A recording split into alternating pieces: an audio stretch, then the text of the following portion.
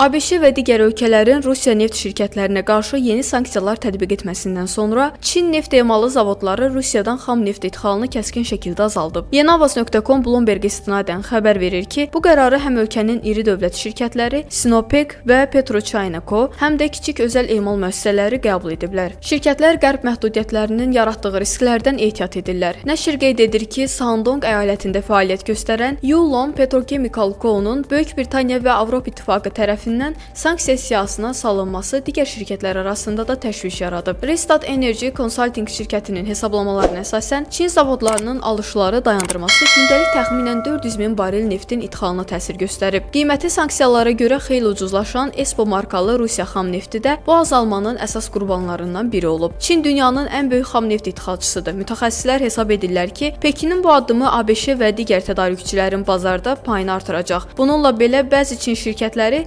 sanksiyalardan sonra alternativ tədarik mənbəyi tapmadıqları üçün yenidən Rusiya neftinə üz tutmaq məcburiyyətində qalıblar. Eyni zamanda Reuters yazır ki, Türkiyədə ABŞ-də sanksiyalar fonunda İraq, Qazaxıstan və digər ölkələrdə neft alışını artırıb. Hindistan isə oxşar səbəblərlə Rusiya neftinə olan asılılığını azaltmağa çalışır. ABŞ Maliyyə Nazirliyi sanksiyaları Rosneft, Lukoil və onların törəmə şirkətlərinə qarşı tətbiq edib. Vaşinqton bu addımı Rusiyanın Ukraynada sülh prosesinə maraq göstərməməsi ilə izah edib. Rusiya prezidenti Vladimir Putin oktyabrın 23-də etiraf edib ki, məhdudiyyətlər müəyyən nəticələr verəcək, lakin ölkənin iqtisadi sabitliyinə əhəmiyyətli zərbə vurmayacaq. Baş nazirin müavini Aleksandr Novak isə bildirib ki, Moskva sanksiyalara baxmayaraq Çinə enerji tədarükünü sabit səviyyədə saxlayır. Onun sözlərinə görə bu ilin ilk 9 ayında Çin bazarına 72 milyon ton neft ixrac edilib.